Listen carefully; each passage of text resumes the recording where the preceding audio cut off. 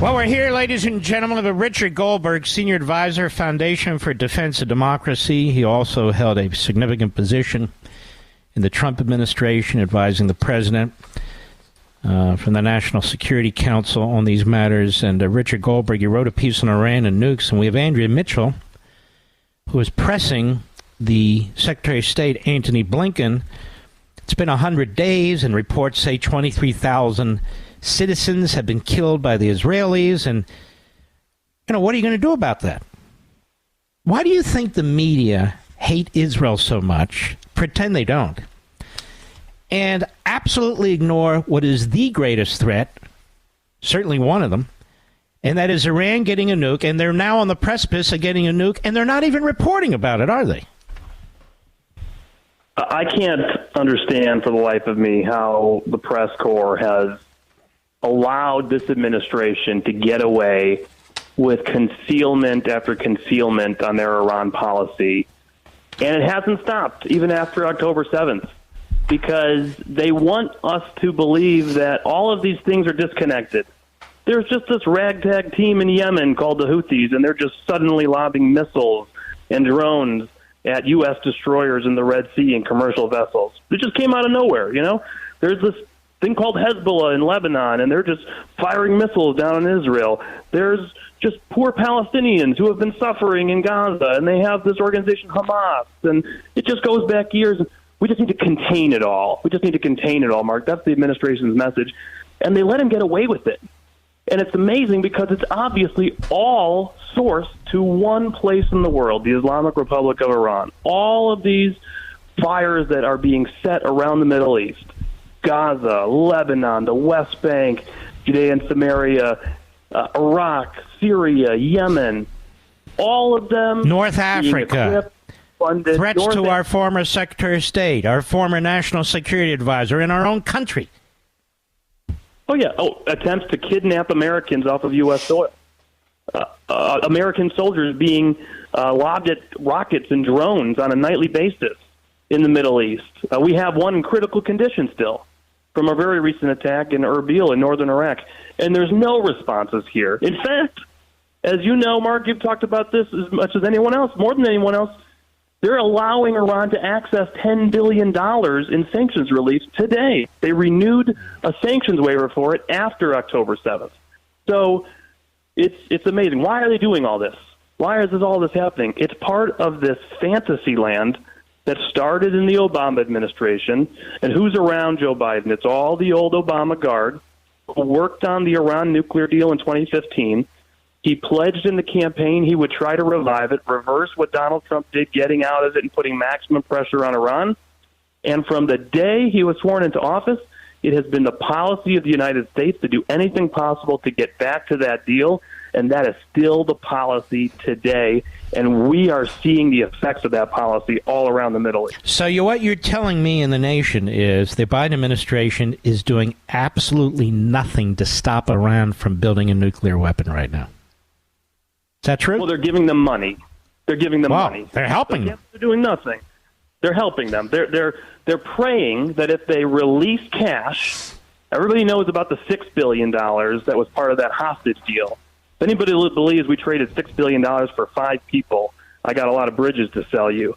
But there was $10 billion on top of the $6 billion that's still being made available out of Iraq. And there's $70 billion on top of that from the oil money that all the oil, Trump cut off. Exactly.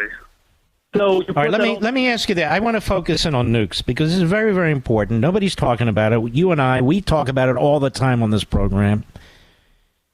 Once that nuclear capability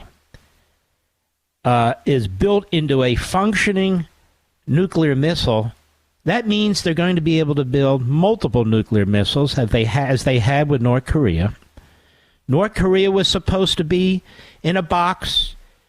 We denuclearized, if you will, South Korea as a sop to North Korea, so there's no tactical nukes in South Korea. Now the inbred's building them in North Korea. We fed their people for years as an effort. One administration, Democrat to Republican, Republican to Democrat. Pakistan got nukes. Another country that we tried to appease And now they have nukes. But Iran, if they get nukes, they have this fundamentalist Islamist ideology, and they're very capable and perhaps willing to actually use them. And Andrea Mitchell on MSNBC's attacking the Israelis. Does this make any sense to you?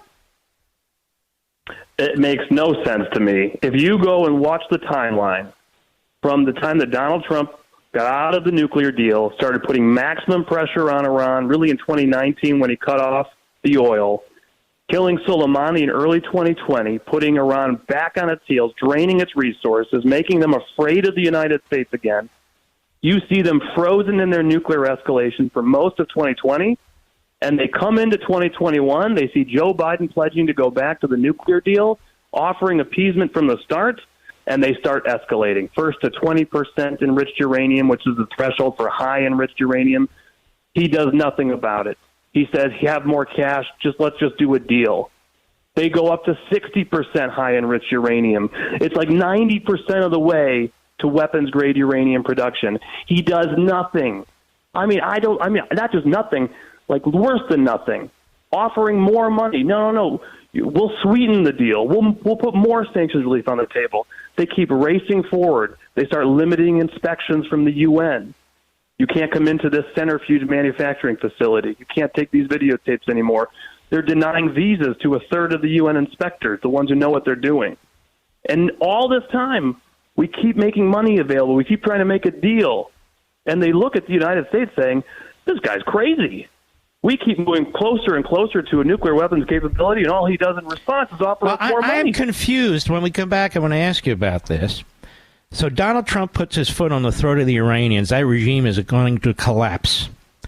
Donald Trump cuts off money to terrorists throughout the Middle East, whether it's UNRWA or Hamas, direct funding of the PLO, cuts off Hezbollah. You have the Abraham Accords, because he goes around the very Palestinians that the media in our country and the Democrat Party and Biden are kowtowing to. So we really had peace in the Middle East for a period of time. And Donald Trump has been the biggest friend Israel has had. And I want to ask you, as somebody who worked in that administration, somebody who worked in the National Security Office, when you hear people call Donald Trump Hitler and say nothing of what Biden is doing with Iran, what does that make you think, and how does that make you feel? Richard Goldberg is Senior Advisor, Foundation for the Defense of Democracies. So my question to you, Richard Goldberg, you're Jewish, you support the United States, you support the State of Israel, you're conservative, you love this country, you're serving at the Trump White House, you're working on national security issues, you're with this great foundation now, and you see what your team, your colleagues, and President Trump's team did with respect to the Middle East, and then you can also, as a citizen, see what he did to protect Jewish students in this country. When you observed Donald Trump, when you observed his administration, when you observed people in your office at the national security level and so forth, did you see a man who wanted to destroy democracy? Did you see a man who defied the Supreme Court? Did you see a man who was a dictator and would support a Hitlerian-type society if he's reelected? Is that what you saw? Mark, I have to say that in addition to being a veteran of the United States military, in addition to all the things you mentioned, and being the grandchild of somebody who fled Nazi Germany in 1939 on a kinder transport to join the British military and fight the Nazis, I can't personally stand when people try to cheapen comparisons, cheapen the blood that was spilled in the Holocaust by invoking comparisons to Hitler or the Nazis. It has no place in American political discourse. That is nothing that I observed in my time in the administration. It's disgusting rhetoric. It shouldn't be allowed. You want to know who the Nazis are in this world at the moment? You can take a look at what you see on TV of what Hamas did on October 7th. You can take a look at your nightly news at the people who are in the streets wearing masks, tearing down buildings, trying to harass people, marching on behalf of Hamas across America. I grew up in a place called Skokie, Illinois, home to where actual Nazis tried to march a long time ago. So let's not bring that disgusting, vile type rhetoric into our American political discourse, and certainly not for an administration, for a president who delivered more for the state of Israel than probably any president in history. And as you mentioned, did more to try to protect Jewish students in America on their college campuses with an executive order that has become so important, so fundamental in fighting back against the kind of woke, anti-Semitic, radical Hamasniks that you saw on Capitol Hill testifying, who couldn't bring themselves to say it's wrong to call for the genocide of Jews, who allow horrific anti-Semitism to grow on their campuses. There is a tool for students to be able to file complaints now with the Department of Education. Now, obviously, this Department of Education actually has to enforce the law, and it's not been consistent, to say the least. But that tool exists, that executive order exists, because Donald J. Trump put his name on it. Mm-hmm. So I can't stand any of these types of imageries, comparisons, and I'll call out Republicans who use it as well. It has no place in our discourse. Yeah, the problem is I don't hear a lot from Republicans, and yet I hear a symphony of these words and these languages and these references from the Democrats and their media. Richard Goldberg, there's more reporting now. Actually, this occurred a month or 2 or 3 ago, actually 2 months or so ago, when a group called Honest Reporting disclosed that there were actual reporters with the Hamas terrorist Nazis on October 7th when they were breaching the wall to get into Israel and committed their monstrous acts of inhumanity. They were attacked by CNN and others, saying they couldn't prove it. And now it's pretty clear that they were 100% correct. Here's a piece in the Jerusalem Post. Media watchdog Honest Reporting, who focuses on anti-Israel media coverage, uncovered that 2 Gaza-based photojournalists who worked for AP and Reuters had bragged about footage they acquired while accompanying Hamas terrorists during the October 7 massacre. This is dated last night. Ashraf Amra and fellow photojournalist Mohammed Faya Abu Mustafa recorded a video laughing at the lynching of an IDF soldier pulled from a tank on October 7 footage they captured on the scene.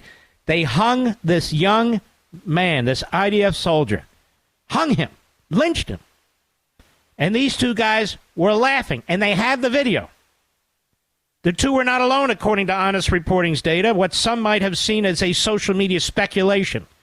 Not some. American media was proven true after an NGO uncovered the Amra conducted an Instagram live stream on October 7 as this was going on, live, laughing with his friends and colleagues about the events of the day and sharing what they had seen and done after infiltrating Israeli territory.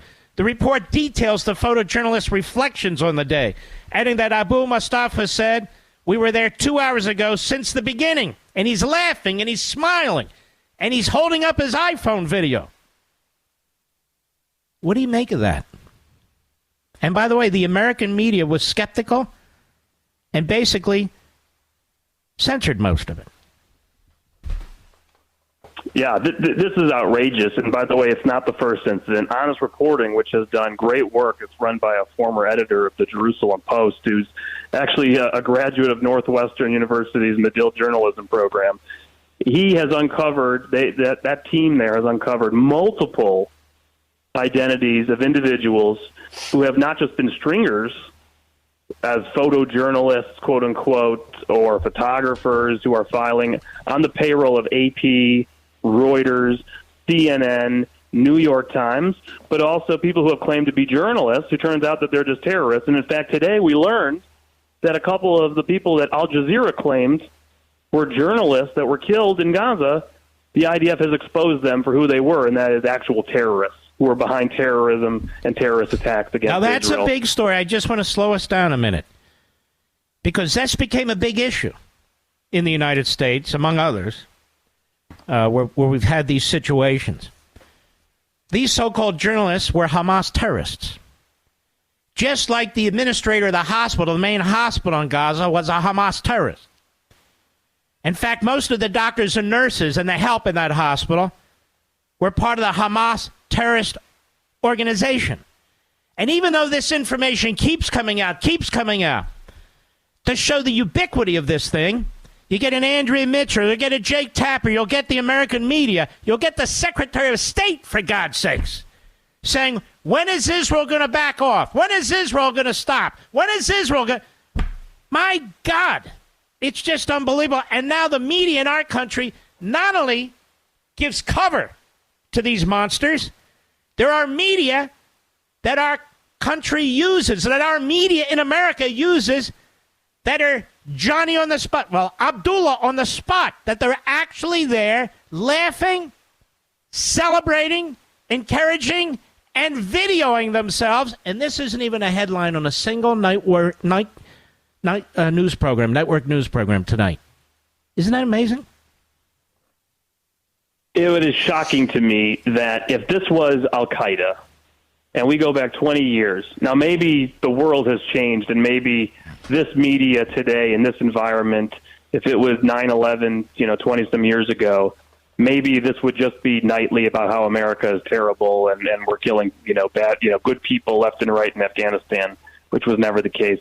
But right now, the amount of trust and no verification, zero journalism going on, just a spoon feeding from Hamas of propaganda that goes straight into your newswire, that goes straight onto your television, with nobody saying, hey, this is being sourced to an area that we know is infested with terrorists, that is run by terrorists. We know that people disguise themselves. Just because they put on their Instagram, I'm a journalist, or Al Jazeera, which is one of the instigators and insiders-in-chief providing material support on the ground to Hamas on a daily basis, based in Qatar, the sponsor of Hamas, is telling you that somebody's a journalist. How about checking it out first?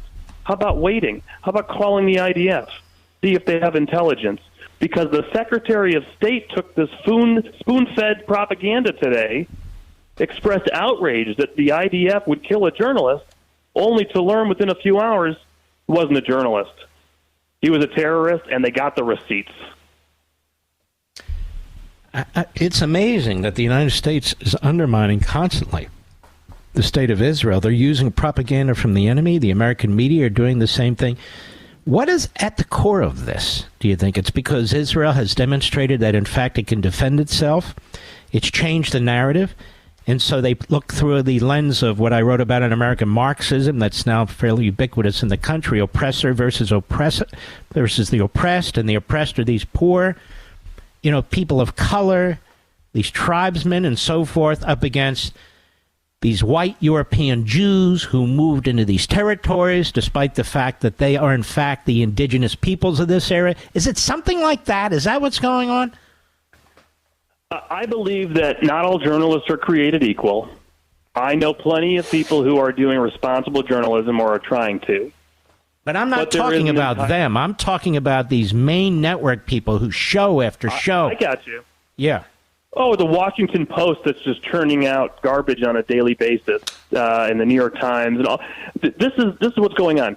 Remember when Barry Weiss and the whole team departed the New York Times after that controversy when they blew up in the newsroom over publishing that op-ed by Tom Cotton when the country was exploding, and he dared to actually think of something that was constitutional, edgy, controversial, something they print in the op-ed pages of the New York Times, dictators, terrorists, but Tom Cotton with a big idea. That was too far for the newsroom.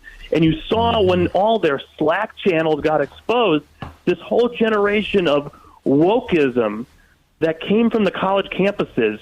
Look at what's happening on the college campuses today. That's in the newsroom today.